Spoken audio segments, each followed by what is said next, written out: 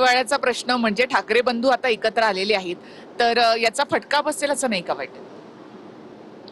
बघा, लोकांना विकास पाहिजे.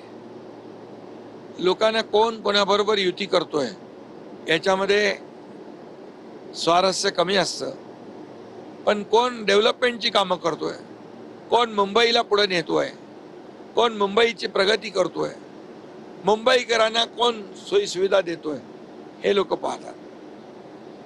आणि आमचा अजेंडा डेव्हलपमेंट आहे.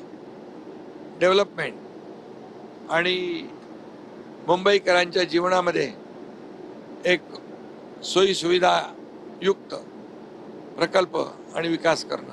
मुख्यमंत्री असताना आणि आता उपमुख्यमंत्री झाल्यानंतर एकनाथ शिंदे काही बदललेत किंवा तोच लोकांपर्यंत पोहोचण्याचे जे मुद्दे आहेत की तुम्ही लोकांपर्यंत पटकन पोहोचता कुठल्याही गोष्टी म्हणजे आम्ही पहलगाम मध्ये पाहिलं किंवा इतरही सगळ्या मुद्द्यांमध्ये तुम्ही पहिले आधी तिकडे पोहोचता.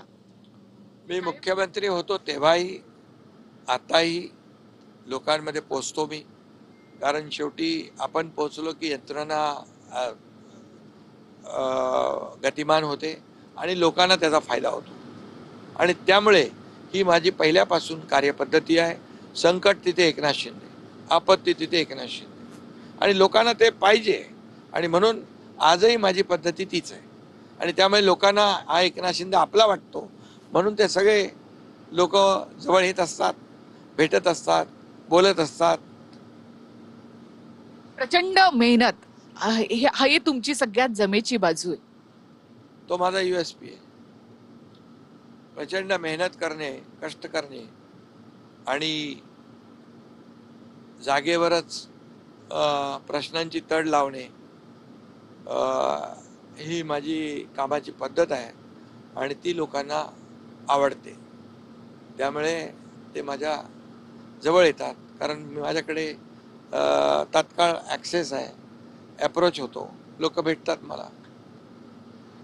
हीच पॉझिटिव्ह गोष्ट आहे की तुम्ही लोकांपर्यंत पटकन पोहोचता आणि त्याच्यामुळे तुम्ही एक वेगळी इमेज तुमची तिथे तयार केली. मी लोकांमधला माणूस आहे, लोकांमधला कार्यकर्ता आहे, जमिनीवरचा कार्यकर्ता आहे. मी मुख्यमंत्री होतो तेव्हाही कार्यकर्ता म्हणून काम केलं, उपमुख्यमंत्री आहे तेव्हाही कार्यकर्ता म्हणून काम करतो. आणि आमचा शिवसेना पक्षच कार्यकर्त्यांचा सन्मान वाढवणारा आणि कार्यकर्त्यांचा पक्ष आहे. त्यामुळे कार्यकर्ते माझ्या अगदी आपुलकीने जवळ असतात, जवळ येतात, प्रश्न मांडतात. त्यामुळे खूप चांगला परफॉर्म या सगळ्या निवडणुकांमध्ये शिवसेना करणार. बिलकुल चांगला यश मिळेल. खूप खूप शुभेच्छा तुम्हाला यासाठी आणि खूप खूप धन्यवाद तुम्ही आमच्याशी बोललात त्याबद्दल.